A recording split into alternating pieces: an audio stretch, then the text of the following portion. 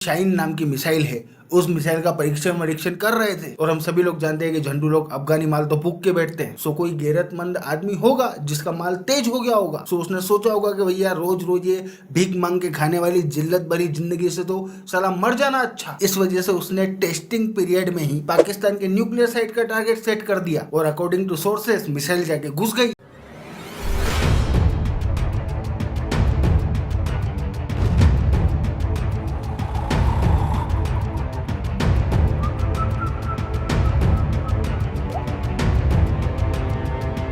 अहम खबर डेरा गाजी खान से, जहां पे शहर के गरबी इलाके में जोरदार धमाके की आवाज सुनाई गई है। दरअसल हुआ ये है कि न्यूक्लियर एस्टेब्लिशमेंट जो है डेरा गाजी खान की, उसके ऊपर ड्रोन से अटैक किया गया है और ये आवाज उसकी है। और इसमें जो है कुछ लोग जख्मी भी हुए हैं, कुछ की शायद जाने भी गई हैं। पाकिस्तान के डेरा गाजी खान में बड़ा धमाका हुआ है। बताया ये गया बाद में कि जी इतनी आवाज नहीं होती, अगर कोई एयरफोर्स के जेट वगैरह के बैरियर इस तरह से टूटे तो इतनी तेज आवाज नहीं होती।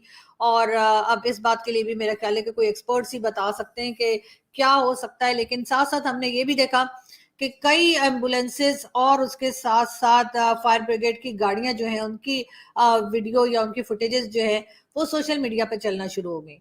और एक हमने देखा कि वो गाड़ियां जा रही हैं, तो यकीनन कोई बड़ा हादसा हुआ है या हादसा होने की को छुपाया जा रहा है। क्या वजह है ये तो सभी जानते हैं। पाकिस्तान में कुछ भी हो जाए, सबसे पहले उस चीज को हम छुपाने की कोशिश करते हैं, असल खबर को बाहर आने नहीं देते।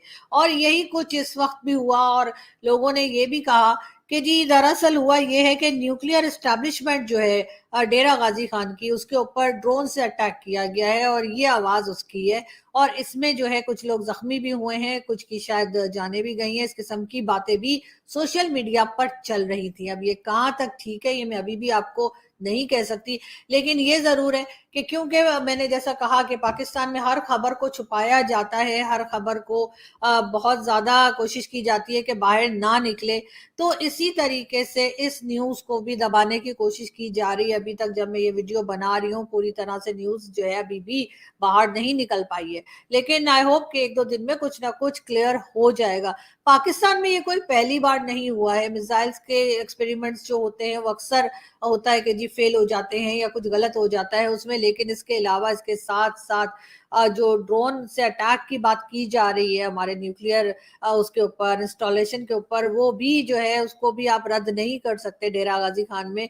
1947 में हमारे जो मोहम्मद अली जिन्ना है, इन्होंने जब अंग्रेजों से अपने और अपने साथी 72 हुरों के आशिकों के लिए फ्लैट अर्थ पर रहने के लिए संडास मांगा था, तो उस वक्त मोहम्मद अली जिन्ना को इस बात का आइडिया भी नहीं था कि जिन नाकारे निकम्मे नल्ले मुफतखोर भिखमंगे भिखारियों के लिए ये अंग्रेजों से ये संडास मांग रहे हैं, इन 72 हुरों के आशिकों से ये संडास भी ठीक से मैनेज नहीं होने वाला। भाई पाकिस्तान की कोर आइडियोलॉजी क्या है? टेररिज्म। इनफैक्ट टेररिज्म इन झंडों के लिए इतना ज्यादा महत्वपूर्ण है कि इन लफंगों को दुनिया के तमाम एयरपोर्ट पे नंगा होकर तलाशी देना मंजूर है, लेकिन खुद को टेररिज्म से दूर करना ये इन्हें कतई मंजूर नहीं है। इनफैक्ट टेररिज्म के लिए इन झंडों ने अपनी पूरी की पूरी अर्थव्यवस्था दांव पे लगा दी। FATF की ग्रे लिस्ट में चले गए। लोगों को भीख मांग के खाने के लिए भी विदेश जाना पड़ रहा है, लेकिन इन झंडों को ये जो टेररिस्ट नेशन होने का गौरव प्राप्त हुआ है, इस सम्मान को इन लोगों ने कभी भी आंच नहीं आने दी। इनफैक्ट भले ही इनकी अर्थव्यवस्था तबाह हो चुकी हो, लेकिन फिर भी ये लोग यूनाइटेड नेशन द्वारा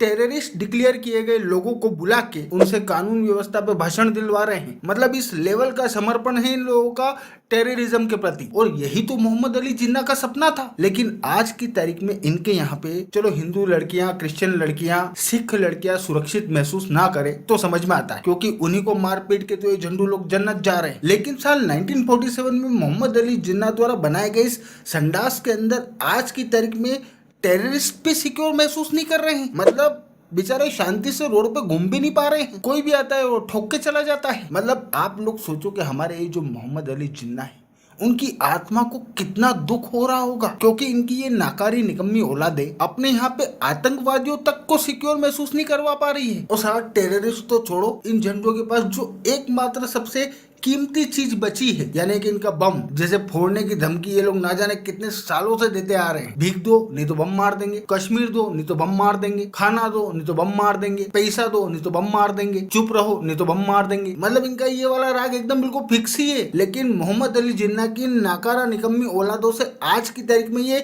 बम भी हैंडल नहीं हो पा रहा है, क्योंकि कल ही ये खबर निकल के मार्केट में आई है। और खबर क्या, मतलब ट्विटर पे हजारों की तादाद में वीडियोस अवेलेबल है, लेकिन अपन यहाँ पे नहीं लगा सकते क्योंकि यूट्यूब वालों को आप सब लोग जानती हो एकदम बिल्कुल नाराज हो जाते हैं। बट कल ही खबर आई है और उस खबर के हिसाब से ये झंडू लोग इनकी जो शाइन नाम की मिसाइल है उस मिसाइल का परीक्षण कर रहे थे। और हम सभी लोग जानते हैं कि झंडू लोग अफगानी माल तो फूक के बैठते हैं। सो कोई गैरतमंद आदमी होगा जिसका माल तेज हो गया होगा, सो उसने सोचा होगा कि भैया रोज रोज ये भीख मांग के खाने वाली जिल्लत भरी जिंदगी से तो साला मर जाना अच्छा। इस वजह से उसने टेस्टिंग पीरियड में ही पाकिस्तान के न्यूक्लियर साइट का टारगेट सेट कर दिया और अकॉर्डिंग टू सोर्सेस मिसाइल जाके घुस गई और वहां पे जो ब्लास्ट हुआ है उस ब्लास्ट की आवाज कम से कम 50 किलोमीटर के रेडियस में सुनाई दी है। और जैसा कि मैंने बताया कि अफरा तफरी के दुनिया भर के वीडियोस ट्विटर पे अवेलेबल है, लेकिन पाकिस्तानी आर्मी का ये कहना है कि भैया इनके जो फाइटर प्लेन्स हैं उनकी स्पीड थोड़ी सी ज्यादा थी, इस वजह से ये साउंड लोगों ने सुना है। मतलब इनकी जो फ्लैट अर्थ की आबादी है उनको टोपी पहनाने के लिए तो ये बहाना सफिशिएंट है, लेकिन दुनिया गोबर थोड़ी न खा रही है, दुनिया में रह रहे लोगों में तो अक्ल है। और कुछ सोर्सेज का ये भी कहना है कि जो